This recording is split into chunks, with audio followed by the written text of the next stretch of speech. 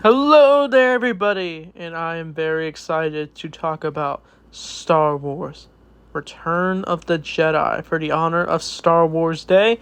For the tradition of every May the 4th, I review a Star Wars movie, and we're doing the last in the original trilogy. Easily one of the best Star Wars movies, probably one of my favorites, that being Return of the Jedi, like I said, and we're going to start off with talking about everything I love about this movie. Is there anything I don't like? I don't know. We'll discuss it.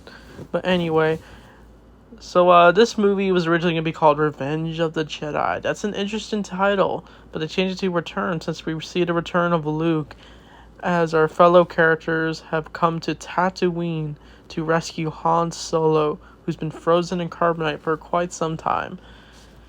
And as this is going on, we see the return of Darth Vader, who is announced the return of the Emperor, and we're going to see him in physical form for the first time. Since last time we saw him, he was in hologram form. But as our characters make it to Tatooine, C-3PO and R2-D2 have brought a message that they're going to give to Jabba the Hutt. And I love the scene where R2 and 3PO are talking. But once they get to Jabba's palace, they try to open the gate. But, they see, this robot that, jump scares R2. But then once the gate opens, I love how R2 just comes in. And then he's, taken aback once he bumps into Jabba's guards, the Gamorreans.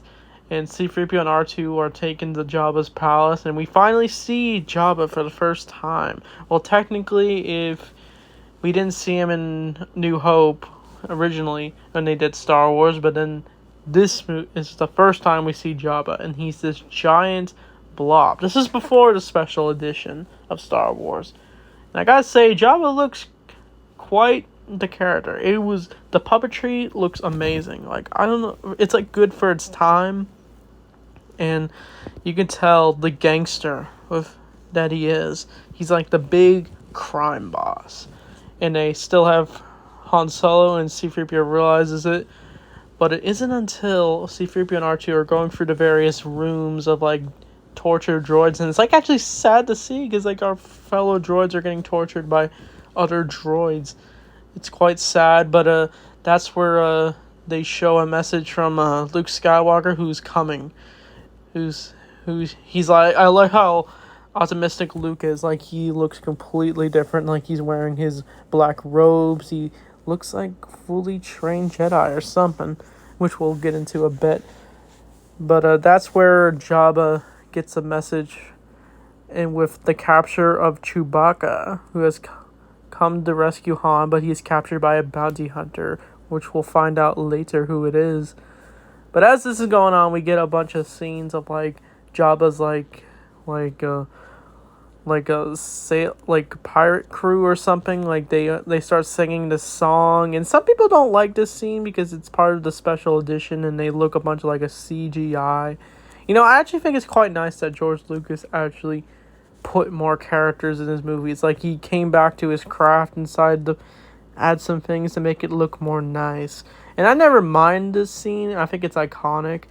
But one of the things Jabba has is that he always has a Twi'lek as a slave, and she tries to choke Jabba, but she ends up falling into the Rancor pit, and she is taken and eaten by the Rancor, but we'll see the Rancor in a bit. But as things are going on, the fellow bounty hunter, while everyone's asleep, the bounty hunter goes near the frozen carbonite of Han Solo, and she manages to open it. And comes out is a very tired-looking Harrison Ford, Han Solo, who looks disheveled, of course. And he's like, I can't see. And I love the line where Han's like, who are you? And then the bounty hunter is revealed to be Princess Leia. And she says, someone who loves you. And then they both kiss. But it's interrupted by Jabba, who has waken up and has captured C-3PO, and Han Solo tries to explain that he tried to pay off Jabba, but then Jabba's like, too late for that, Solo. And as this is going on, they're gonna be, I think Han is thrown into a pit, a dungeon of some sort, and that's where he's reunited with Chewie, and Chewie's like, "Roar," and Han's like, "Whoa, what has happened, Chewie?" But Chewie reveals that Luke has become a Jedi Knight. How did Luke become this? We don't know. It was off screen. I would like to actually see a story of Luke becoming a Jedi Knight. What led to it? I know there's comics, but I haven't made the time to find them. But I love to see like on screen of that stuff. Maybe in animation. I don't know. But well, as this is going on, Plan B is the now for Luke Skywalker to show up, and he does, and he's able to force mind trick one of Jabba's servants, Bib Fortuna, who looks crazy, and he was even in the book of Boba Fett. And wait, no, he was the Mandalorian. But Luke uses this mind trick to trick Bib Fortuna, and he tries to let go of Han and Leia. And we also see a disguised Lando Calrissian. But as this is going on, Luke tries his best to control Jabba, and he's like saying, "You'll be destroyed if you don't let our friends go." But Jabba ends up tricking Luke, and Luke tries to do his best to get out, but he falls into the Rancor pit, and that's where we see the Rancor. And I gotta say, the Rancor looks like that is definitely a unique creature in Star Wars. It was crazy how they did such a creature back then. And some people were probably going to say this movie looks too old because, well, it came out in the 80s. But hey, I think this movie still is good for its time. And there's some scenes that look weird, but hey, this movie's still good. But like, Luke manages to fight off to the Rancor. He does his best. He doesn't have his lightsaber yet.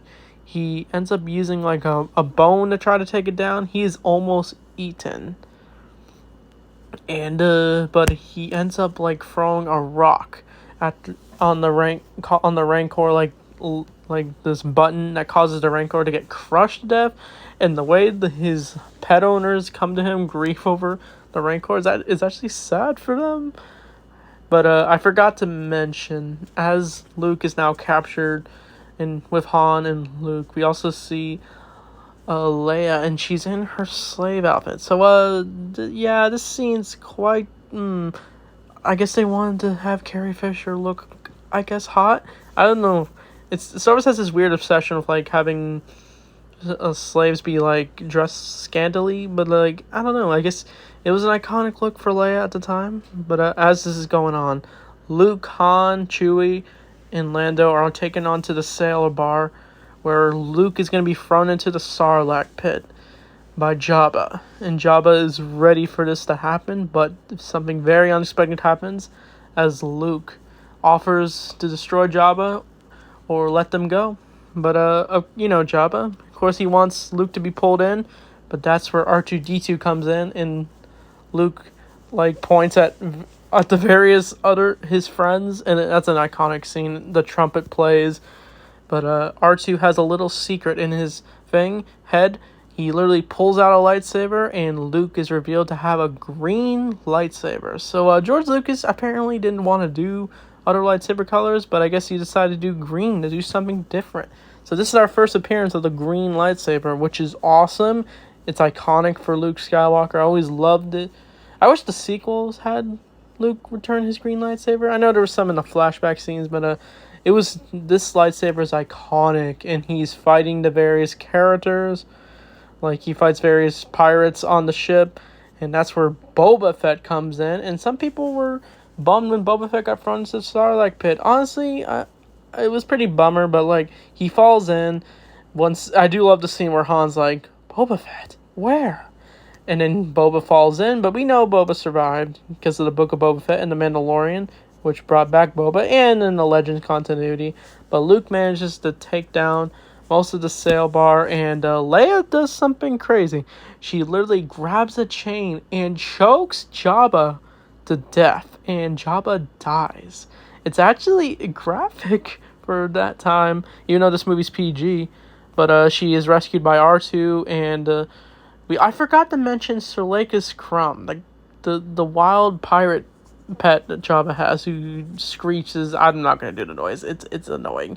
But he manages to almost take out 3PO, and R2 just zaps it. Perfect. Classic R2. But they all manage to escape, and we get the iconic scene where Luke and Leia swing across the bridge.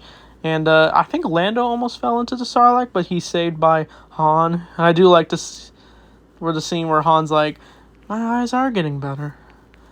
But they managed to save everyone, and they managed to destroy Jabba, and some of them survived. Max Rebo, the band, like, he was cool, and he survived, and Bib Fortuna survived. But we know what happens to Bib Fortuna later when Boba Fett shows up.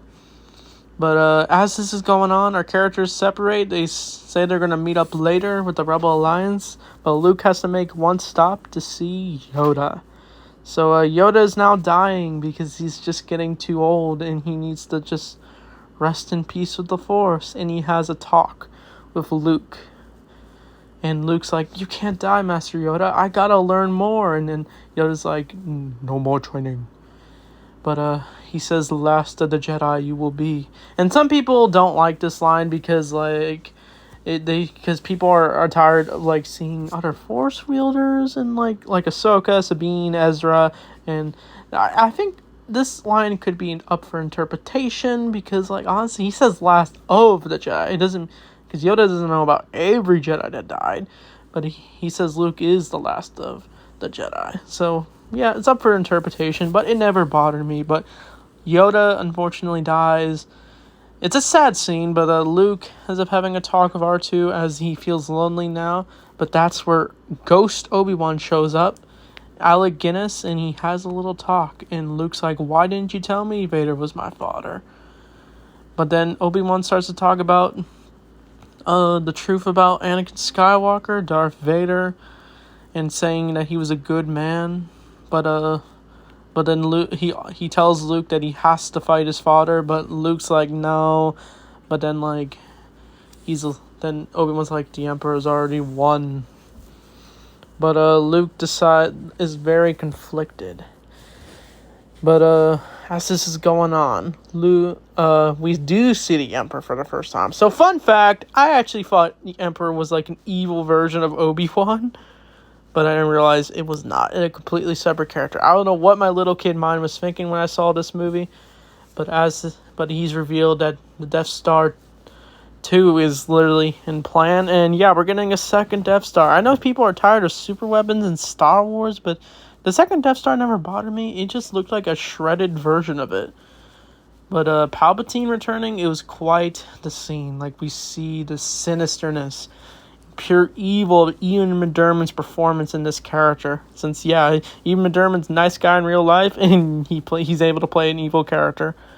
But as this is going on, the rebellion has a next plan to destroy the second Death Star. And they're trying to get as much help as they need, as Mon Mothma says what their next goal is. And Luke decides to join. I forgot to mention, I'm so sorry, but like, Luke also learned that he has a sister. We learned about who the other one was. It's revealed to be Leia. And Luke's conflicted to tell Leia as they meet up again. They hug. But as this is going on, the Rebels' plan is to take a small shuttle to the planet Andor. I don't know why I said Andor. But that's where the Death Star is, and they're going to use that, and the only way to take off the shield of the second Death Star is to destroy the shield on Endor. So Han, Leia, Lando, Luke all team up, but Lando's gonna take the Falcon take the Rebel Alliance to the Death Star, so they can attack it when they're ready. But I do like to see where Han trusts Lando to take the Falcon. And some people question why Han and Lando didn't like question each other after the betrayal in Empire, but maybe Han knew that Lando only did it just because the Empire forced them to, because they threatened the people of Cloud City. But anyway, Luke can like sense Vader is on the ship that they move past to get on Andor. But our fellow characters are on Andor, and they're trying to find their way, but they bump into scout troopers, as this is going on. The small group of rebels. And we get this iconic speeder chase scene. It was actually a good scene. Where Han steps on a twig and he ends up surprising the scout trooper, and they end up fighting, and then Leia and Luke end up on a speeder bike and they chase them, and it's quite an entertaining scene. And the way the scout troopers die, they're like, whoa. But Leia ends up falling off the thing, and so goes with Luke. And it leads to Luke having to go find Leia. And I do like to see where he uses his lightsaber to take down the scout trooper. And yeah, they're trying to find Leia, but meanwhile, Leia ends up passing out, but she's waking up to a mysterious new creature, the Ewoks. So originally it was going to have Wookiees be in this movie. I don't know why they didn't choose Wookiees, but they end up revealed to be Ewoks. And the Ewoks became popular ever since this movie. Yeah, and some people don't like the Ewoks. I actually don't mind the Ewoks. I think they're cuddly, they're cute, they're friendly. But our fellow characters meet Leia, and I do like the interaction between the two. Leia and Wicked, played by the legendary actor Warwick Davis. By the way, rest in peace, Warwick Davis' wife. But as this is going on, while Luke's trying to look for Leia, Han, Luke, R2, and C-3PO get trapped by a nearby trap that Chewie fell for. And with the help of R2, I do like the scene where R2 pulls out his saw. R2 continues to surprise us. R2's a badass, but they end up falling, and that's where they meet the Ewoks. And the Ewoks think they're food, and they take them to their little camp. And that's when it's revealed that they made friends of Leia, and she's in some Endor looking outfit. But Leia tries to make them cut them loose, but they think C-3PO is a god for some reason. They worship him all because he's gold. I do love the scene where R2's trapped in that little thing, and once they release him, he falls, and then he tries to zap the Ewoks. That was funny. But I do like the scene where Luke's like, hey, I'm going to use my magic on you, 3PO. It's like, 3PO's like, what magic, Master Luke? But as this is going on, the movie kind of slows down a bit as C-3PO and R2 tells the story of the original trilogy. We don't say the prequels because that didn't happen yet. But Luke is very conflicted about something. That's where Leia confronts him. And Leia's like, what's wrong, Luke?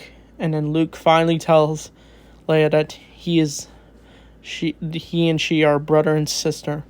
And she is shocked, because Luke now has to leave because he sensed Vader's presence, and he feels it will endanger his whole friends. And Leia's like, then leave far away. And they even talk about Padme. They had to keep it vague because they didn't know, George Lucas didn't know exactly what to do yet with Padme, since it wasn't until the prequels we finally learned what happened. But Han's like, hey, what's going on? And then Leia's like, I just want to be left alone. But Luke decides he must get captured, so he turns himself into Vader.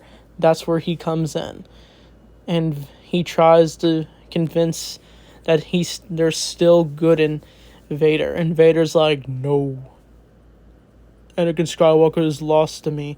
And he even turns on his lightsaber, and it's quite a nice scene, and Luke is trying to do his best to turn Vader back. But Vader's just like, no, the Emperor is your master now. But as this is going on, our fellow characters have now led a strike team to take on Endor. And that's where we get a bunch of iconic scenes. We get the Battle of Endor. We get a bunch of space battles. We get Han and Leia sneaking into the base of Endor. And it's quite an intense battle. And they try their best to take them down, but they end up getting captured by the various Imperials. I'm trying to go fast with this, but as Endor's going on, they have an unexpected help with the Ewoks, who managed to take down most of the Imperials. And some people think the Imperials shouldn't be treated like this. They're getting defeated by Ewoks. But Stormtroopers honestly are not that well trained, and they can easily be fooled.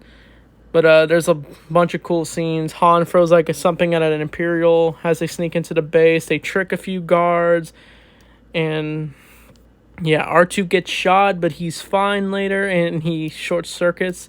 Leia is shot. I do love the scene where Leia's like, and Han's like, "I love you," and then Leia's like, "I know," and then she shoots the trooper. Yeah, it's quite the romantic. And as this is going on, Luke has finally encountered the Emperor. We see Palpatine in this throne room. This is probably the most iconic scene where Sidious is trying to convince Luke to turn bad and fight his father, but Luke doesn't want to. But after Palpatine, as the space, we also get the space battle where Lando's trying to take it down, but I think a ship is taken down. Entire capital ship is taken down by the Death Star because of Palpatine, and Luke finally snaps and he's able to fight Vader, and we get the most iconic lightsaber fight: Luke versus Vader. Luke is trying to not tap into the dark side because of Vader, but by Vader's taunts. But he ends up throwing his lightsaber at Luke, and Luke's like, "I will not fight you, father." And Vader's like, "You will meet your destiny, Luke." And Luke ends up falling down, and like Palpatine's laughing, of course. But as this is going on, I think they managed to, the rebels end up taking down the station, the power, the second Death Star. That's where Lando and Niels Nub, who's his partner in the Millennium Falcon, try to take down the Death Star. But as this is going on, Luke and Vader are in a scene. Luke is conflicted. He has the light and dark. But once Vader senses his confliction, he threatens to turn Leia to the dark side. And that's where Luke just goes full nuts, and he is able to take down Vader using the dark side, and he ends up almost killing Vader. But Palpatine is like saying, "Excellent," and he tells him to kill him. But Luke turns off the lightsaber and says, "I am a Jedi like my father before me."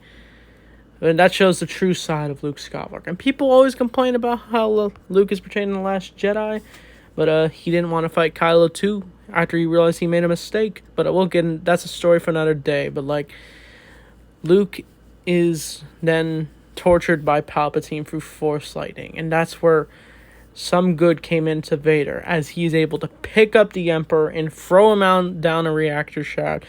And Palpatine does return in the sequels, but it actually felt satisfying when Palpatine died. Like, he's so evil that he dies.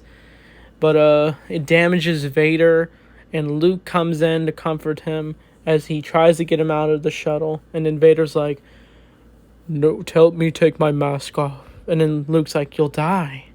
Just for once. Let me see you on my own eyes." Then Luke, this is probably one of my favorite scenes in the original trilogy. Luke takes off Darth Vader's mask, revealing Anakin Skywalker, who's damaged, and he tells him to go, "Leave me." But Luke's like, "No, you're coming with me." But then Vader dies, and it's quite sad.